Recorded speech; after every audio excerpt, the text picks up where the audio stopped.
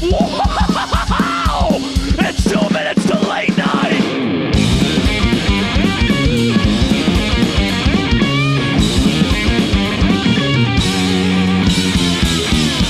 All right, what's up, Ninja Turtle SpaghettiOs?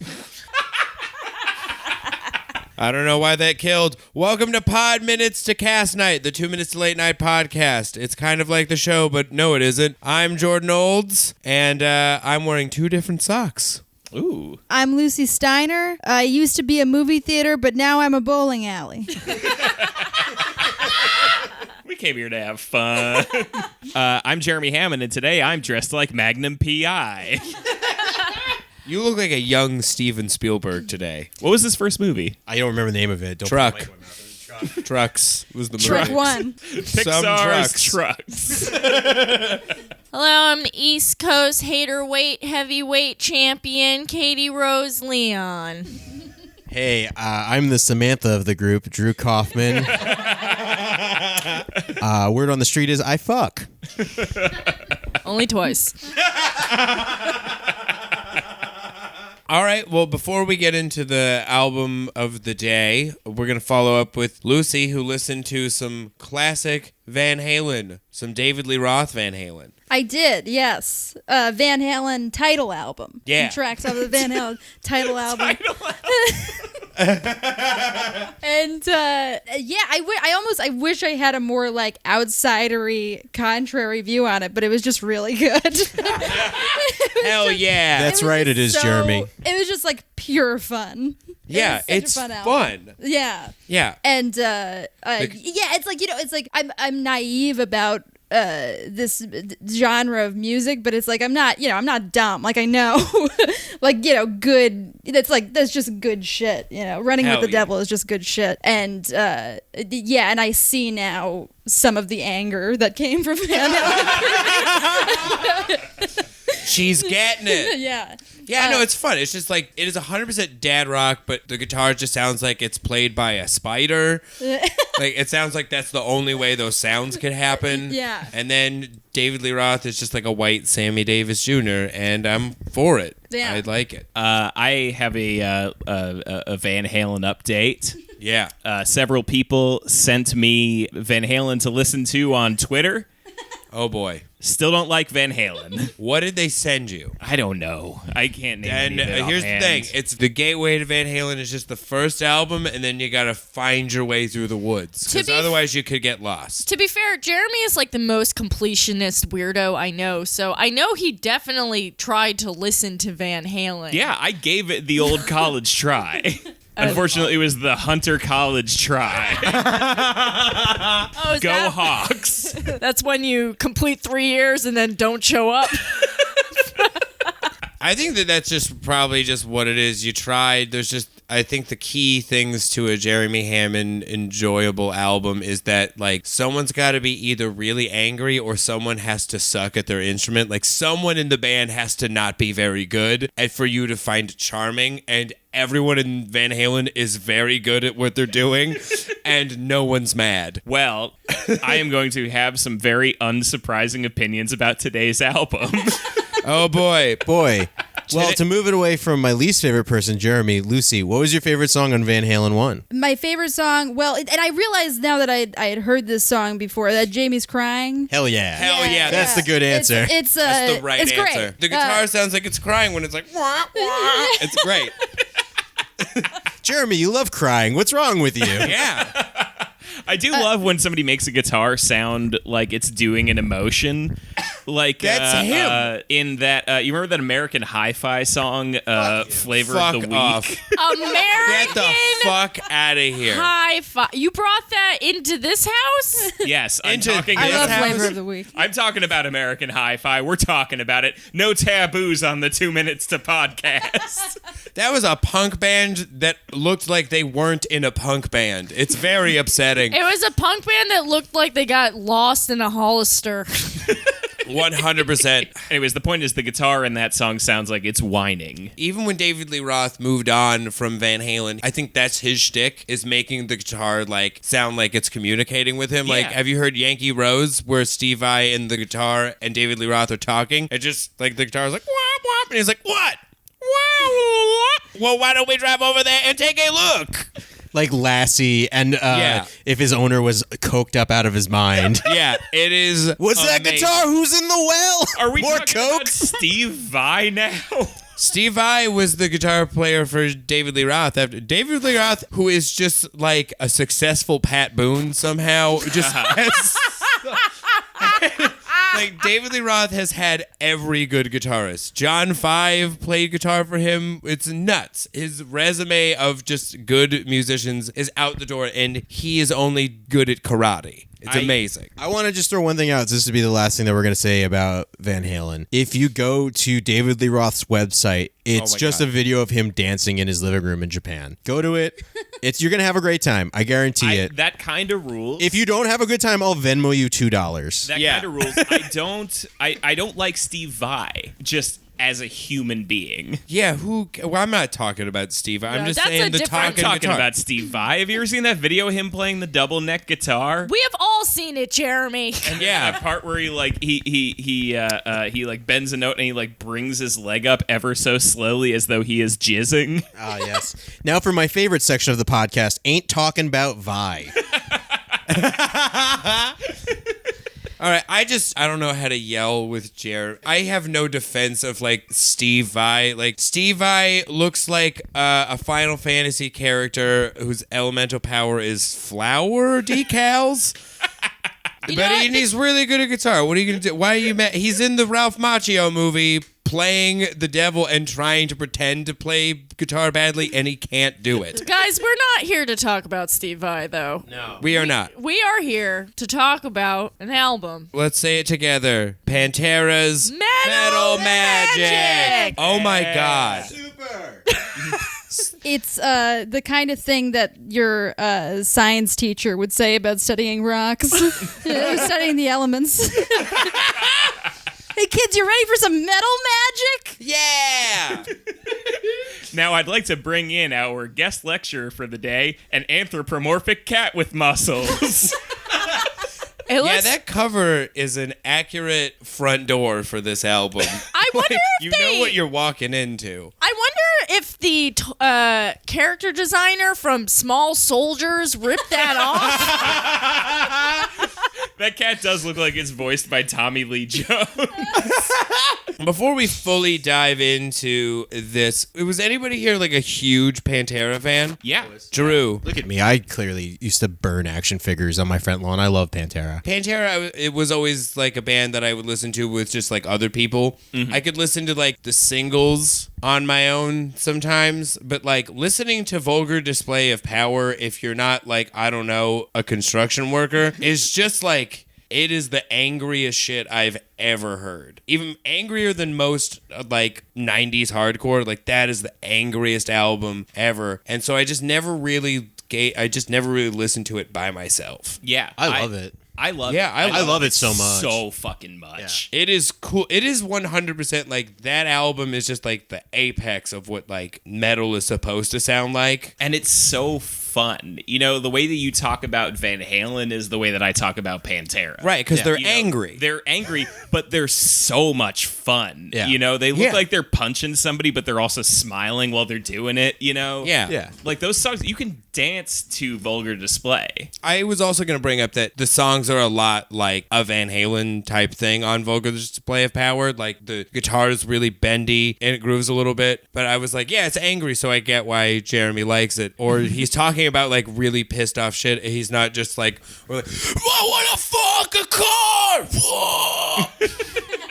Like, if it was all about barbecues, would you still like the album? I don't know, because I think that the only way that it would be about barbecues is if like it was about getting backstabbed at a barbecue, and that would be kind of sick. Yeah, fair enough. Hey, Lucy, do you know anything about Pantera? I don't think I've ever listened to a single Pantera song. No. Oh boy. Next time you're going to have to listen to some like classic Pantera. Yeah, you have to listen to Vulgar Display is what has to. Yeah, Yeah. because Okay. it is going to be the most different Well, yeah.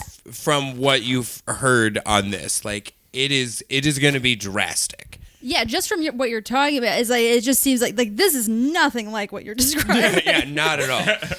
I'm debating if I should start first because I think I'm going to have the most contrary opinion.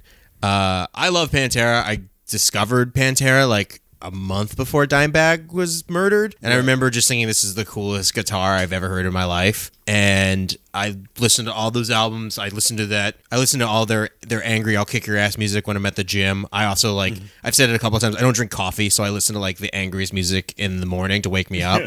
I fucking love this album. I think this album is amazing. I kind of love it too. I think it's really great. I like this album a lot, and Gonna happen. It's awesome. but I thought I was gonna have to swim upstream on this one because I was just like, I don't really. I mean, I appreciate Pantera and I do like Vulgar Display, but I don't have the same rapturous emotions towards them because I was scared of them as a child. Yeah. But this album endeared me to them. I'm like, oh, you weird stoners under the bleachers lighting stuff on fire. Let's go play D&D, huh? So if you don't know, this album was their first album. They came out in 1983, I think. Dimebag Darrell is 16 years old on this album. 16. He's 16. When this album was presented to us as the album we were going to listen to for this episode, I was under the impression that it was this and then Same Cowboys here. from Hell. It's a full 10 years before Cowboys from Hell. There's 4 albums before Cowboys from Hell. Yeah. That's crazy. They have so many albums. Vinnie Paul is 19 playing drums on this album. Yeah. And if you look at the album art, he has a full beard and back hair. He's very physically mature, but I think emotionally he wasn't there yet. This is an album of a bunch of kids that like clearly loved the music that was around them. This album came out, I think, 2 months before Kill 'Em All came out. So there's no thrash metal really at this point. Yeah, it's they just were- a bunch of kids that liked Van Halen and kind of ripped him off a little bit. Okay, well, I guess I have the controversial opinion in the room.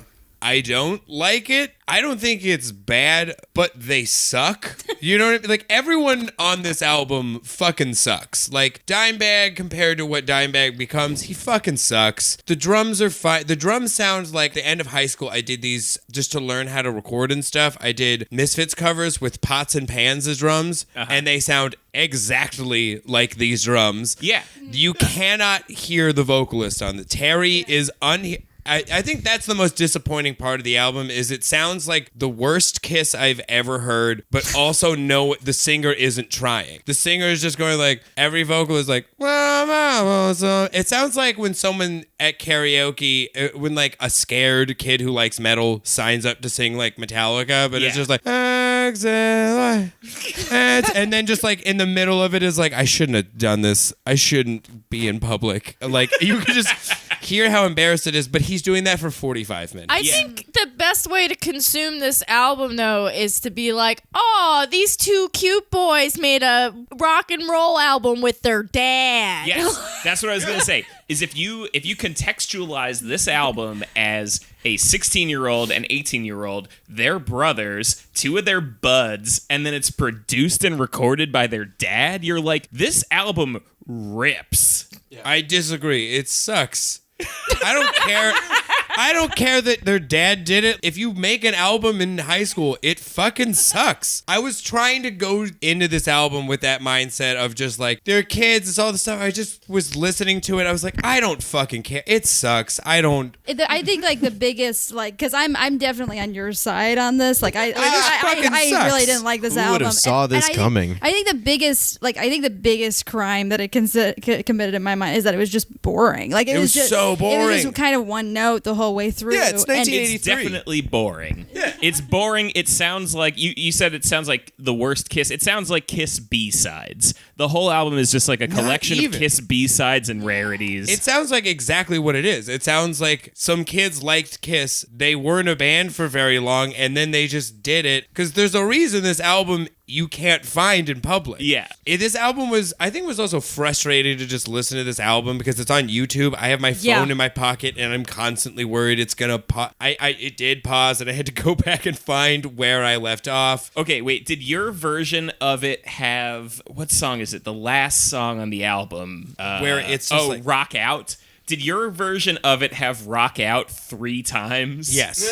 What the fuck? It took me so many listens to this album to realize that it was Rock Out 3 times. Yeah, I thought that a different song started, and I was like, this kind of sounds like the other song, but I guess why not? And then the chorus came back, and I was like, what the fuck? I thought this was an entirely other song.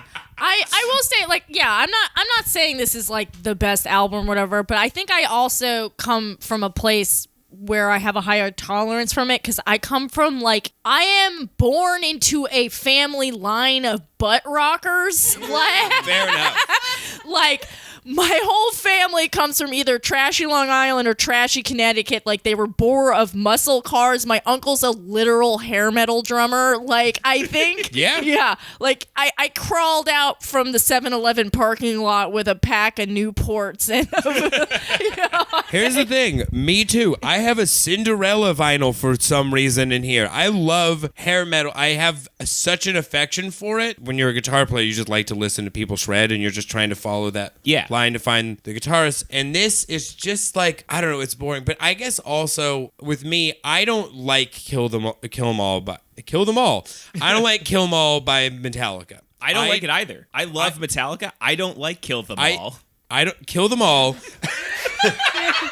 It sounds like you're saying kill them all. Kill Them All. Kill Them All is just like, I have a lot of appreciation for specific albums, but just, I don't know, listening to Kill Them All and then also this record, I'm like, fucking go away and come back when you're ready to write actual songs, like ready to not be like, I like the juvenile ideas that are on Ride the Lightning. I like that he's like doesn't really know what his voice sounds like, but it just seems like they have ideas for songs. Like, I don't like when it's just like 9 minutes because they wrote a riff they thought was kind of cool and they just tried to make something come. It's not really a song. It's just, I don't like when it's just like, we jammed this and now it's a song and we're babies. Fuck you, go right. I don't know. The comparisons to Kiss are interesting because I thought about Kiss a lot while I was listening to this.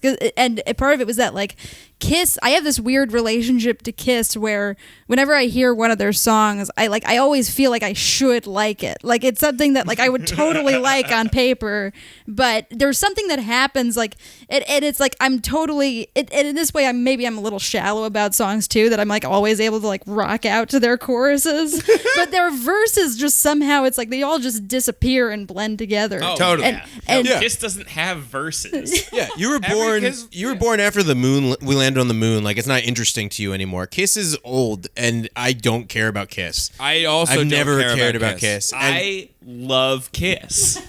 Yeah, because they're not. That makes sense to me because they aren't polished. Like, Paul Stanley can't sing very well either, but also Ace Frehley's kind of the only one who's good at an instrument. The rest of it is like charming. It's a charming idea of like a rock band, but also I see what Lucy's saying. Like, every verse is just like the same. Every Kiss verse is just like they ring out on a chord. Either Gene is writing on one note or doing like a do-do-do. And then Paul's just like, found landed on every. Look, there are.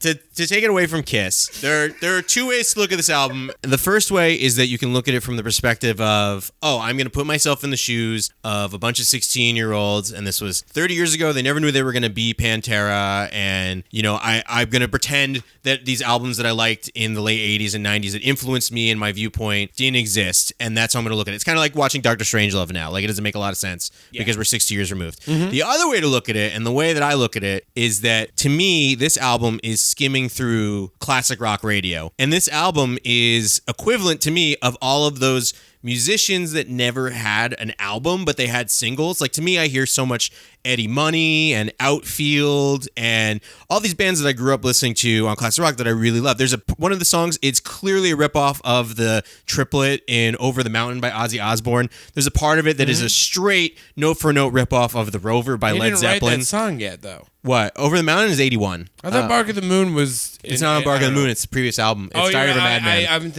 thinking... I'm wearing a hood indoors. Don't question me about Ozzy Osbourne. Fair enough.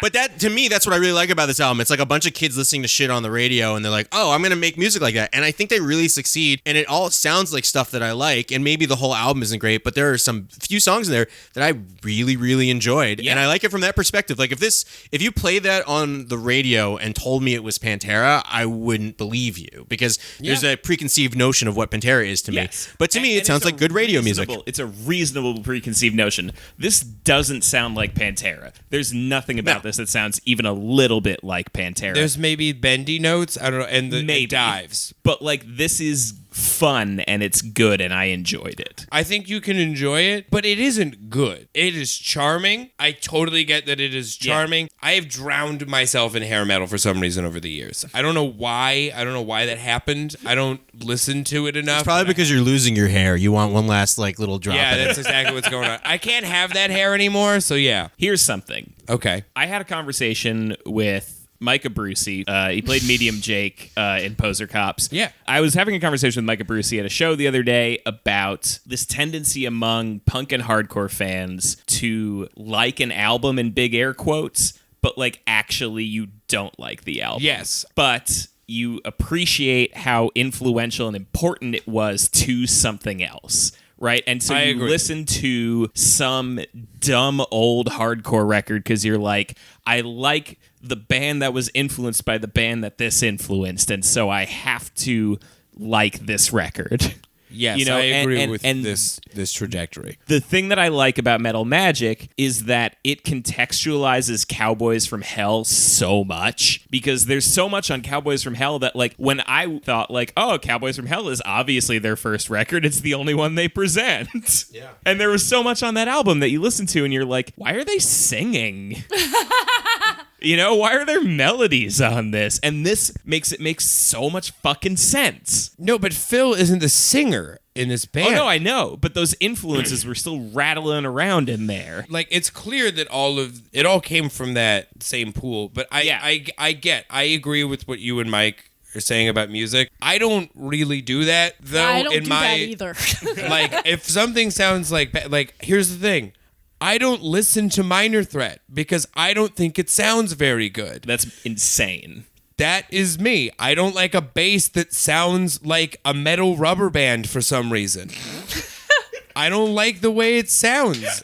I get that the songs, I like when other people play their songs. Yeah. I'm like, okay, it sounds good now. I think- just am not one of those people. I was about to say, I think this is a line in the sand between technical listenership and people who listen emotionally, because there's certain bands I listen to Very astute. for technical reasons, and there's bands I listen to for emotional reasons. I think they're both valid, but I'm not gonna listen to like a lot of the crybaby punk bands I listen to if I want to hear some technically wowing stuff. Like, I was raised on butt rock, funk, and prog rock, so I'm a nightmare. Like, I'm a nightmare person, and then punk. So it's like, I'm gonna listen to like the more technical stuff, that's what I want, but like, I've never been emotionally moved by a King Crimson song. It's mostly just like, I'm like, this shit's crazy. Yeah, Like, totally. That's what I was gonna say. Is I agree. if we're going by technical like listening, then we should all just be listening to like Yes.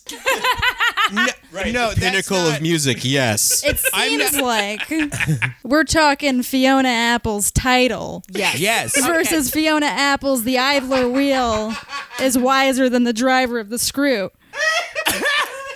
I love that. I was literally about to bring up Fiona Apple. Lucy, would you say that the album cover for Tidal is a proto-selfie and a precursor to our current me generation? Holy shit. You just blew my mind. Tune into me and Lucy's spin-off cast. It was just a paper bag. Well, to add on to this Extraordinary conversation podcast of what with does Katie and Lucy. what does good mean? Is criticism valid? And does the eye affect the ear? I would rather listen to. I don't know. I thought I was being smart. I'm not. Here on the I don't Waking know, Up dude. podcast. Here we can't we gotta do something. We're reviewing an album. Yeah, here's my bold statement. I would rather listen to Metal Magic than Cowboys from Hell, and that's an album I grew up with and I loved. Why? I enjoy it. I think this is a good album. I think it's really fun. And I think that maybe if you're looking at it on a purely numbers basis, it's not good. But if you're looking at it I enjoyed it and there were fun parts of it and it sounds kind of different. Whereas like Cowboys from Hell, I think might be their weakest album if you look at like Vulgar Display of Power and I agree Great with Southern that. Trendkill, which is amazing and underrated, and Far Beyond Driven is also amazing. I'd rather listen to those three than Cowboys from Hell. And other than maybe like Cowboys from Hell opens with Cowboys from Hell, which is a great song, and then it has Primal Concrete Sledge, which is not a good song. That song is not good. Yeah. Cemetery Gates is on Cowboys from Yes. Hell, right? Yeah, Cemetery Gates rules, but Cemetery Gates is just 100% their best. I know everyone has their thing, but No, it's I just agree like, with. I would Jesus actually agree with Christ. that. That song fucking That's their best song. Yeah. Him matching the guitar, that's what made me like the band. Here's my assessment. I don't agree with you. I think I would listen to Cowboys from Hell over this any day of the week. But this is my big overhead analysis that I wrote down was it's all pretty fun, but I'd be pretty bummed at a certain price point. I Yeah. think this would be more endearing if it was shorter, maybe. Yes, if Yes. it was shorter and if they didn't repeat the last song 3 times. Yeah, every time I was listening to it, I was like, I think each song I was like, I think this is going to be the song I like and that I want to talk about, but then there was always something that just was a speed bump for me. Yeah. I will say this was too long. I also will say that, like, I like it as its own thing, but as a Pantera album is bullshit. Like, Yeah. for sure. Yeah, For sure. I'd like Yeah. it as a band that I saw at a VFW hall, and that's the level that this album's at, is the thing. You know, it's like, and maybe this is a struggle with like the format of this podcast, right? Is that like before we listen to albums that were made late career where it's a question of like, what the fuck were they thinking, you know? And with this, it's like, this is them as children just Right. putting something together because they're a band having fun playing local shows, you know? Yeah, that was the biggest positive for me is I was like, oh, this album is just 45 minutes of proof that you can get really good at something. That was what I was like practice can make perfect because this is what they started with, and then they make the best sounding metal music. Like the Yeah. guitar playing is exactly what you want. Phil has the best metal voice of all time. It's unbelievable. It's unbelievable that he's good at every part of metal vocal. And it's like it's a simple album, you know? That's what's so great about Vulgar Display is how how minimalist it can be at times. And this is something that you and I have talked about Danzig 1, where there's all these moments where like somebody could go fucking wild, you know? Somebody could like really dig in and be like, this is the moment where everyone's gonna say Danzig's got a sick drummer, but instead he just goes for a very simple fill, and like that's tight as hell. sick. That's It's- so cool. It's restrained where you expect it to explode, and that's where you get that like kind of very like guttural hardcore feel. I think Yeah. from. But this isn't about Vulgar Display. But here's the I But did listen, isn't it? but I did listen to a lot of Vulgar Display after this because. With the it's song good. I thought I was gonna love from this record, I was like, I got really excited that they said the line "backdoor lover" because I was like, I fucking love Josie and the Pussycats. I'm like, that is a very obscure reference. I'm sorry. I understood Du it. jour. Motherfucking du jour. But yeah, no, I was listening to Sad Lover, and then I heard a line where I was like, oh my God, this song might be racist. Sad Lover might actually be about a guy telling this girl that he won't take her back because she slept with a black person. I don't know. Well, yeah, But so- there's that line where it Yeah. says like white or black, something, you're never So coming back. we talked about this off mic a Yeah. little bit before we started the podcast, and I don't know. There is a lot to say for Pantera's like vibe in terms of that sort of thing. Yeah, I'm gonna say I feel like that particular song is not racist because I think me and Jeremy broke it down before that the black and white line is more about contextually seems to be about lying. But I will say Pantera love that Confederate flag. I'm sure there's thoughts and feelings that would make me uncomfortable if I got a drink with them alone. Yes, that's always been my stance about Pantera. Is they fucking rip. I love listening to them, but I would never want to hang out with them. Here's what I can say. I have hung out with Vinnie Paul before. Okay. And it was lovely. He has You have a lovely home, Vinnie Paul. he brought Mr. Paul. Mr. Paul. Can I tell a quick story about you and me? Jordan and I did metal karaoke once, and there was this fucking...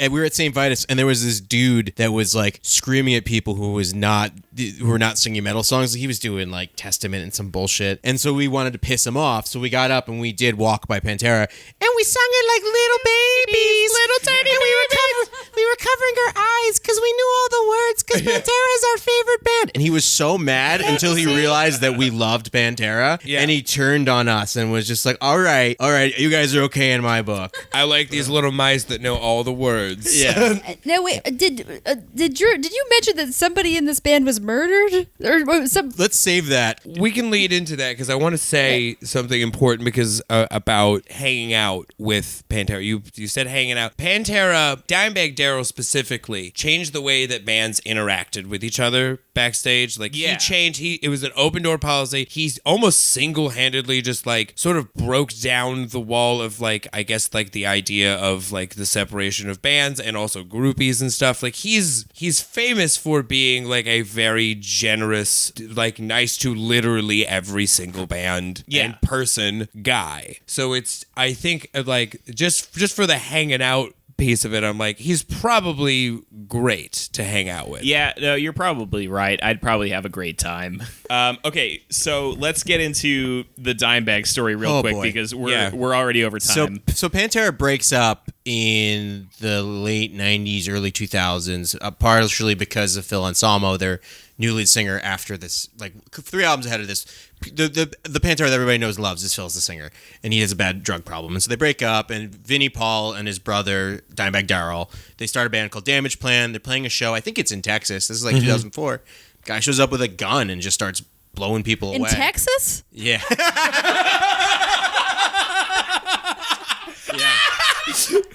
Jesus. My favorite reaction to someone hearing the Dimebag story for the first time. That was amazing. Yeah. Let's do favorite songs. Does everybody have a favorite song? Yeah, that's the thing is, like, I definitely had a lot of favorite songs, but, like, all of the song titles are so upsetting.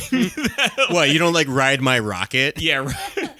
I wrote down every single song title. Like, Pantera should have left every show in handcuffs. I think my favorite song was I'll Be All Right. That's what I was going to say. I like that one. Is that the was really synth fun. one? It's the one it's got some fun synth in it, and it's Yeah. got a really fun bass line. Yeah. Rex, I will give that. That is a positive. Rex kicked ass on this album. Is Rex on this album?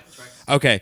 Rex's bass playing is fucking sick. It's the really bass good. is really good on this album. I don't know why so many times their old singer, whoever the fuck it is like, guitar! He should be saying bass! Yeah, no, that drove me crazy. I was like, that's when I was like, I'm not going to have a good time because he didn't go, guitar! He goes, guitar. I thought I was mad. He does it every song, and every time I was mad. That was the biggest thing in the hair metal thing. Like, there was none of this. Yeah. There was 2 songs with this, and then the rest of the time he was just like, Hey guys, what's up? let's do it. 1, 2, 3, go. Guitar. Guitar. My favorite was Tell Me If You Want It. I really like that song. It was cool. Like I said, it sounds kind of like an Eddie Money song. It's about consent, which is cool. It is, yeah. It's consensual as hell. 1983, that's cool. Also, apparently, one of the songs on the next album, I forgot what the name of it is. It's called like Metal in the Jungle or something terrible. One of the songs on that was like used... The entire album is recorded in a treehouse. Does the hunky cat make a reappearance? Yeah. Do we know who drew the album art for this? I Is don't that know. there? It's But how David Cross in the movie joke I made earlier. It's David Cross in Small Soldiers. Oh, yeah. Because he makes the good guys that fight them, who are delightful woodland creatures that are vaguely Native American. Gorons. Yes, and it looks Gorgons. exactly like that. What a weird movie. What a fucking strange movie. Here's the thing. Gremlins, but if there was overtones and just nails and feet. What the fuck? I was going to say also, like, how do you... Because the dad produced this album. Like, how do you think he felt when they, like, showed him the album art? Like, I the feel dad like- was like, what if it's the cool, dad who you're drew into it? hunky cats. What if it was the dad who drew it? It's 1983. It's just a drawing of their favorite deleted He-Man villain, Pantera. What do you think? you, Pantera. What do you think is the cat's name? Lionel, leader of the Thundercats. Lionel. Isn't that his name? Lionel. Lionel. Thundercat. Get out of here. I love that. He would I clearly have- be okay, the I have- bondage one if it was one of the Thundercats, the hunky one with the harness. Panther. Pantera. His name is Pantera. I think the hunky cat's name is Josh, and he doesn't want to go to his bar mitzvah. Discussion over. The cat's name is motherfucking Josh. Yeah, Lucy. Did you do your favorite song? I think my favorite song was "The Biggest Part of Me" because it's romantic. It's his dick. It's his dick. It's romantic. It's his brain, guy. I'm sorry. It's his heart. I don't know. My favorite song was I don't know, "Rock Out," just because I think I didn't look up the lyrics of this. It sounded like he was saying, "Rock out with my cock out," and I thought He that was really definitely was, that was yeah. very silly, and I liked it. All right, yeah. Is this unseat number one? Is it at the bottom? Let's just do that. Who wants to start? I'll start with my Yeah. power ranking. I think my number one was Van Halen 3. And Pantera has not unseated Van Halen 3. Van Halen 3 reigns strong. But I think this album is now at the bottom for me. Ooh. Below Interesting. Super Collider. Wow. That's insane. Yeah, I don't know. I think that this album was honestly, I think it was the most miserable for me to listen to. Like, at least Saint Anger was shocking. Like, Saint Anger is shocking because I've never heard anything like it. So going through it, it was like, my God, what could even happen next? It was miserable, but I was surprised. This was just like, just a hard listen. So I think it's the bottom also. That's crazy. That's crazy to me. because it's my number one. Of course. This has unseated Saint Anger. This is number one for me. I love it. It's fun. I will listen to it again. Number one for me is still Chinese Democracy, I guess. Yeah, this hasn't unseated anything. I still think I'm gonna say Chinese Democracy number one, just because like I don't think I'll necessarily go back and listen to this anytime soon, but I might go sniff that weird smell of Chinese Democracy.